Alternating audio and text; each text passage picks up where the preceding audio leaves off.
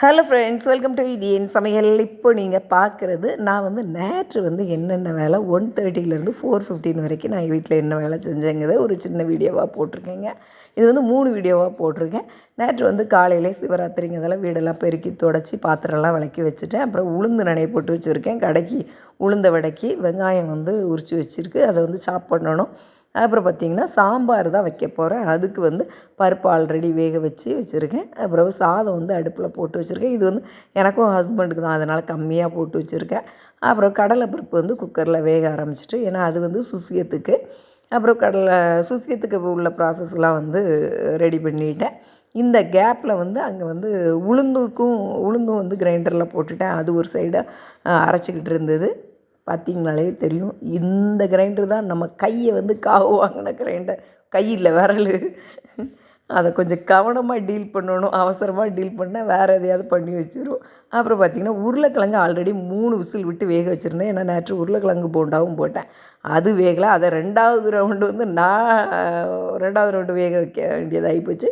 இது பார்த்திங்கன்னா கிரைண்டரில் நம்ம மாவு போட்டிருந்தாலும் அதை ஒரு ரவுண்டு ஃபஸ்ட்டு எடுத்துகிட்டு 2வது ரவுண்டு உள்ளே போட்டுட்டேன்.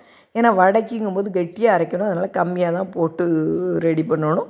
அந்த கேப்லேயே பார்த்திங்க அப்படின்னா சுசியத்துக்கும் மாவு ரெடி ஆகிட்டு அதை ஆற விட்டு ஃபேன் காற்றுல விட்டாச்சு. அதுக்கப்புறம் பார்த்திங்கன்னா சாம்பாருக்கு வெங்காயம் முருங்கைக்காய் எல்லாம் போட்டு அதுக்குரிய ப்ராசஸ் பண்ணி அதை ரெடி பண்ணிக்கிட்டு இருந்தேன். ஆல்ரெடி என்னென்னா இந்த கேப்புக்குள்ளே பார்த்திங்கன்னா 3 மணிக்கு லட்டு வேறு நான் ஒரு 3/4 கிலோ கொடுக்க வேண்டியது இருந்தது. அதுக்கு காலையிலே சர்க்கரை பாகெலாம் காய்ச்சி வச்சுட்டேன்.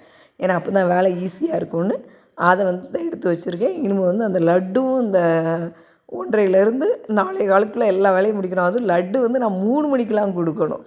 அந்த வேலையும் இனிமேல் தான் பார்ப்பேன். இது சாம்பாருக்குரிய ப்ராசஸ் நடந்து முடிஞ்சிட்டு, அதுக்கப்புறம் பார்த்திங்க அப்படின்னா அந்த கிரைண்டரில் மாவையும் எடுக்கணும். அது அங்கே ஓடிக்கிட்டே இருக்கும். வெங்காயத்தையும் இடையில சாப் பண்ணி எல்லாம் வச்சுட்டு, அந்த வெங்காயம் உளுந்த வடைக்கு, பருப்பு வடைக்கு, அதுக்கப்புறம் பார்த்திங்க அப்படின்னா உருளைக்கிழங்கு போண்டா, வெங்காய சட்னி, இந்த 4க்குமே வெங்காயத்தை எல்லாத்தையும் க்ளீன் பண்ணணும். ஆல்ரெடி நிறைய வீட்டில் உரித்தது இன்னும் கொஞ்சம் இருந்தது. அதையும் சேர்த்து போட்டு நல்லா வெங்காயம்லாம் சாப் பண்ணி வச்சாச்சு.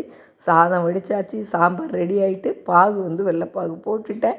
அதுக்கப்புறம் எண்ணெயும் ஊற்றிட்டேன். ஏன்னா 3/4 கிலோங்கிறதால 1 லிட்டரு ஊற்றினேன்.